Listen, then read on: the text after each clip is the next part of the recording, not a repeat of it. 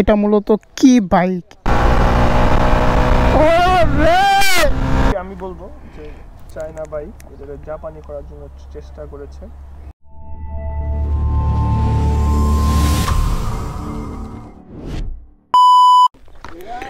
আসসালামু আলাইকুম everyone, I hope সবাই ভালো আছেন। তো আজকের ভিডিওটা আশা করি আপনারা টাইটেল আর থাম্বনেল দেখে বুঝতে পারছেন কি নিয়ে। তারপর আমি আপনাদের বলি, আজকে হচ্ছে আমি নতুন একটা বাইক, যে বাইকটা হচ্ছে আমার ভিডিও। বাইকটা হচ্ছে অনেকেই হচ্ছে বলতেছে বেনেট, অনেকে বলতেছেন ইয়ামাহা R125। আবার আপনারা মনে করতে পারেন এটা কি R15 V2। তো আপনাদের সব প্রশ্নের উত্তর দিব আমি এই ভিডিওতে।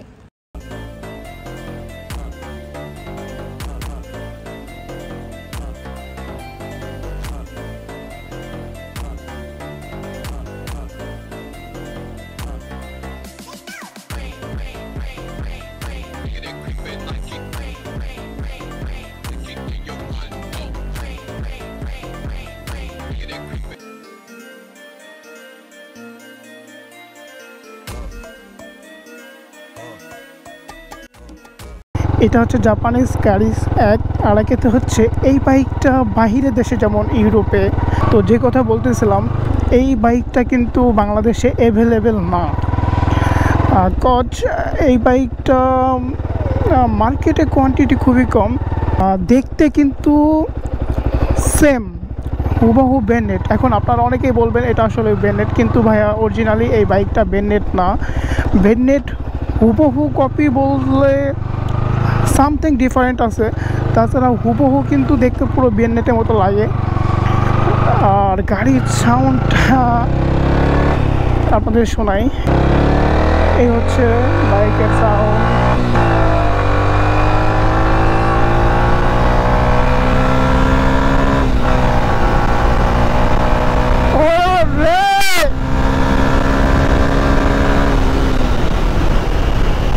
আমার কাছে কিন্তু যথেষ্ট ভালো লাগছে। যদি এই বাইকটা বাংলাদেশে অ্যাভেলেবেল থাকতো, আর কেউ না ইউজ করলে আমি করতাম। আমার কাছে কিন্তু যথেষ্ট ভালো লাগছে।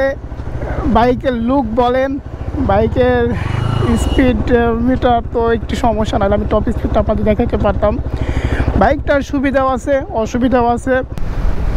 এটার মিটার একটু সমস্যা আছে, যার কারণে আমি দেখতে পারলাম না অ্যাকচুয়ালি কয় গিয়ারে কতটা টপ স্পিডে উঠাইতে পারছি। স্পিডোমিটারে একটু সমস্যা না থাকলে আমি আপনাদের অ্যাকচুয়ালি শো আপ করতে পারতাম যে কয় গিয়ারে কত উঠছে। ভাই গাড়ি টান দিয়ে তো মাথা নষ্ট হয়ে যায়, গাড়ি টান দিয়ে দেখানোর কিছু নাই, কিন্তু স্পিডোমিটারটা নষ্ট। ভাই গাড়ি টান দিলে কিছু করবেন নাকি আপনারা? গাড়ি আমি বলবো যে চায়না বাইক, এটা জাপানি করার জন্য চেষ্টা করেছে। হয় নাই, জাপানি হয় নাই, আর চায়না সব কিছুই পারে। আচ্ছা, আপনাদের মনে অনেকের কনফিউজ থাকতে পারে এটা মূলত কি বাইক। এই বাইকটা অরিজিনালি কি বেনেট নাকি ইয়ামাহা R125? এই বাইকটা অরিজিনালি R125। এবার আপনাদের কিছু জিনিস দেখাই। এইখানে RCV E2 মডিফিকেশন করা হয়েছে, RCVর S1 এইটা মডিফিকেশন করা হয়েছে। এবার যদি আপনাদের সামনে লুকটা দেখাই, জাস্ট এরকম।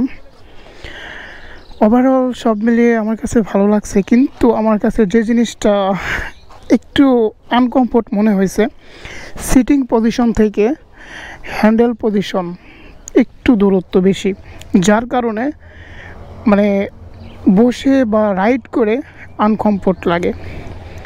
বাইকটা কিন্তু এক কথায় অসাধারণ, বা লুকের দিকে বলেন আপনি হয়তো টপ স্পিড, এটা আমার জানা মতো আমি ভিডিওতে যতটুকু জানতে পারছি 130।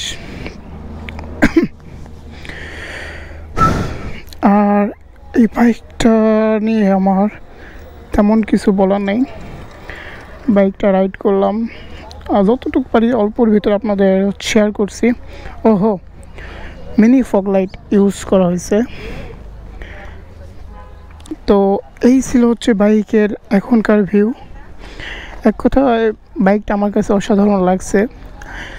যদি এই বাইকটা বাংলাদেশে অ্যাভেলেবেল থাকতো, সেই ক্ষেত্রে আমার মনে হয় প্রাইস অনুযায়ী বাইকটা মার্কেটে বহু প্রচলিত থাকতো, কারণ বাইকটা লুক মাশাল্লাহ সুন্দর লাগছে। যাই হোক, তো বেশি কথা বাড়াবো না, এই ছিল আজকের ভিডিও।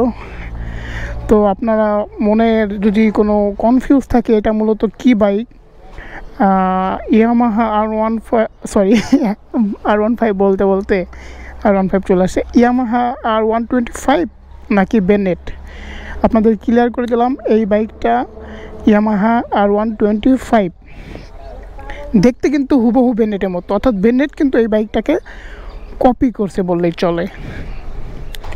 কপি করছে বলবো না, কপি করছে বললেই চলবে, কারণ দেখতে হুবহু বেনেটের মতো। তো যাই হোক, আর বেশি কথা বাড়াবো না, আজকের ভিডিও এখানে শেষ করে দিতেছি। এই ছিল নতুন বাইকটা নিয়ে, আর আপনাদের সাথে কথা হচ্ছে পরবর্তীতে পরের ভ্লগে। সো সবাই ভালো থাকবেন, সুস্থ থাকবেন, টাটা, বাই বাই, আল্লাহ হাফেজ।